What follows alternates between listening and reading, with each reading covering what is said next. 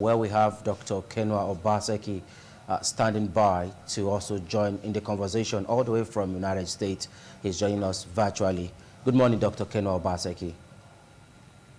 Good morning. Glad to have you join us. Thank you. Thank you. Okay, now let's go straight, tackling food insecurity and food shortage. Can you just help us, looking at the current state of our nation, as it has to do with food and insecurity, how can we come out of it, Dr. Kenwa? Well, thank you for having me. First of all, food is not a problem. But when the nation is disorganized, a lot of the food they go to waste, and there are so many areas that are not being farmed. So the food production has to be structured, and that was the presentation I gave 2004 with Ogbemudia in attendance and many other important personalities like Chief Sekure and then Solomon Asemuta, the senior advocate, and even Ogbefun, the economic advisor to the current governor. He was there. I actually invited him to give a presentation on that seaport, which was Gele Gele, that metamorphosed into the seaport. You see, a Greek has to be well structured, and as I think I sent you some information regarding the potential. Yeah, you did. That you can generate as high as $148 billion from a Greek, as opposed to just petroleum, which is 53 billion. And that 148 was based on 2017 food prices. Right now, food has doubled. Food prices have doubled all over the world. So, and they need our product, especially two commodities, cassava and yams. Okay. A stone throw from me here, the tropical market, they need yam to produce the yam in an organized form, and then flood the whole world with food, and even provide food for our people. So the production is not the problem. Okay. Organizing the farmers along what I presented, what I sent you, like for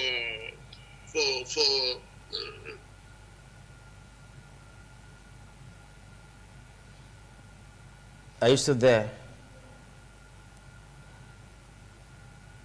Okay, we're trying to establish connection again with Dr. Kenwa Obaseki in a moment. Okay. Much money that I presented at first, and then Nigeria cannot consume the food they produce, and they have to sell to the rest of the world. And so, apart from that, our obligation to Africa. So how can we leverage on technology, as technology has really moved further than we thought? How can we leverage on technology? In all those centers, you are going to equip them with some technology. In fact, you don't need outside technology. There are so many companies, this local company fabricating these equipments I showed you. They are other than the tractor, and then this rototiller, I call them rototiller, handheld tractors, which you will need from outside. The rest can be fabricated in Nigeria. That's why I keep talking about structure, organized. Zone Niger State into 40, Edo State into 10, Cross River into 11, the one I can remember. In each center, have all this equipment serving an area. You invite all the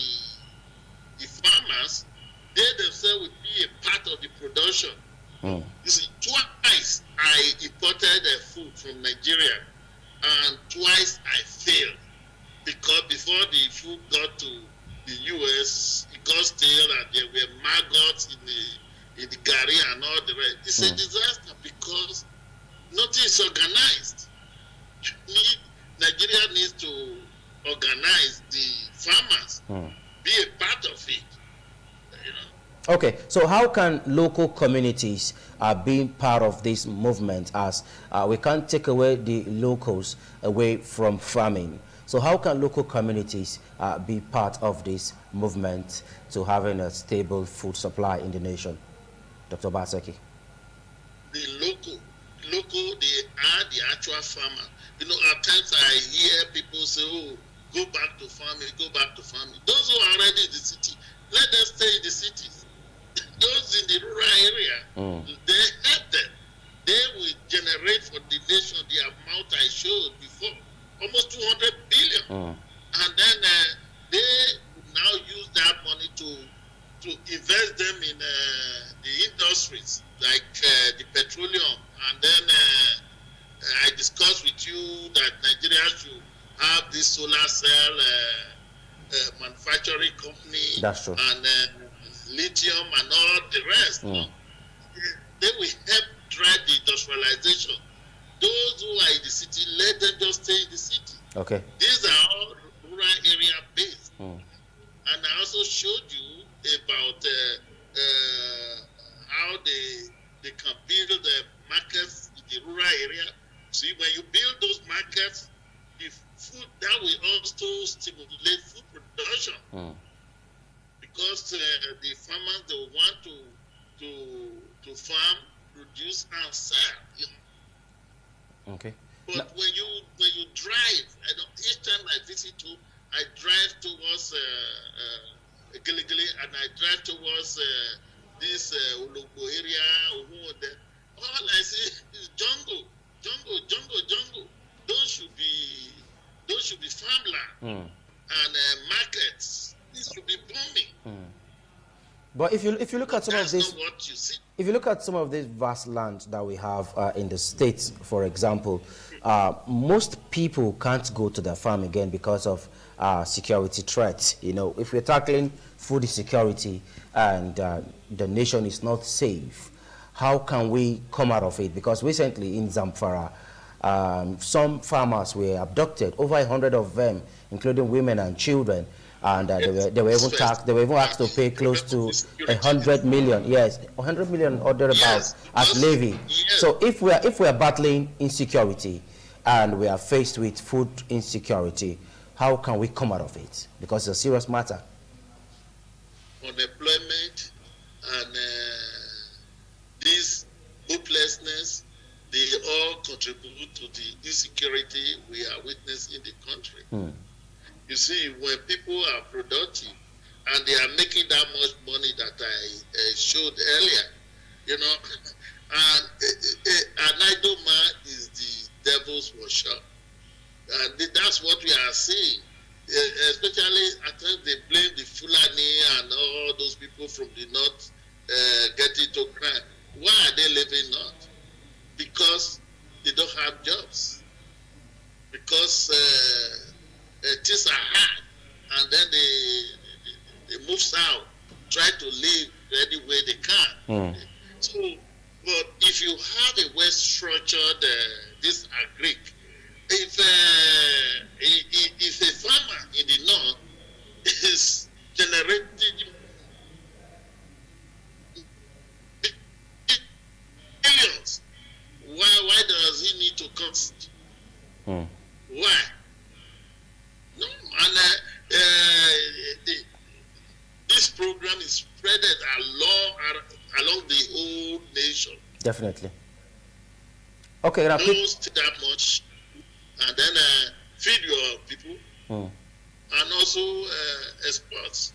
So how can the international community help us out to come out of this serious crisis? You don't need the international community to help you. Like they say, help those who help themselves. You think so? You think so, Dr. Kenwa?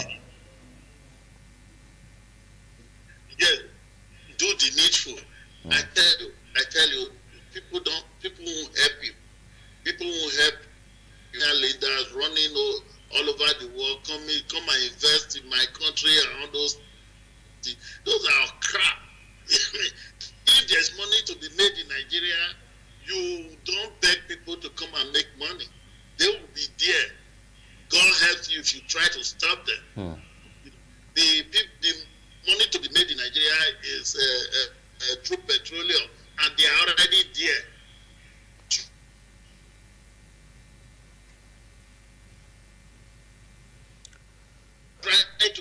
Try to drive them away from it. So you need to have a roadmap, make it successful, and then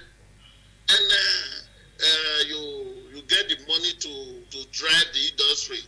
They will be coming to build the industry for you because you pay them, and those ones you can build yourself, you build them. Those you need help to build them, you pay them from your sales. Okay, let's quickly take it a little bit further as we begin to take a pause now. We'll be taking a pause in a moment. But Dr. Keno Obaseki, how can individuals take the right step? If you say we don't need support from the international community, how can individuals take the right step and come out of food scarcity?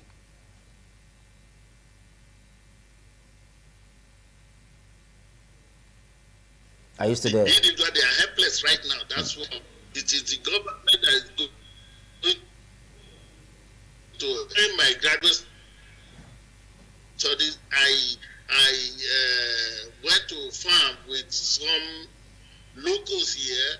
They were actually paid not to farm because they don't want them to produce more and then drive the prices down. They pay them here not to produce because they are Greek. They have so many Greek extensions. They go to the farmers. They teach them how to farm, which crop to farm, when to harvest, and everything. That is what the government needs to do.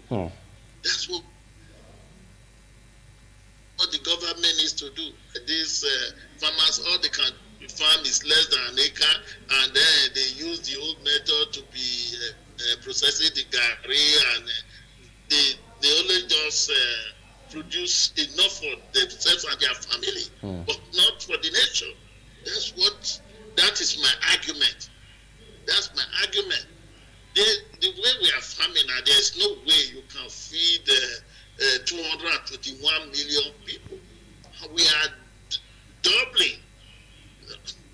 When I left Nigeria, we were about 65 million people. That's what I told you. That's so many. That's so many yes, decades now. Yes, we are now 221 million.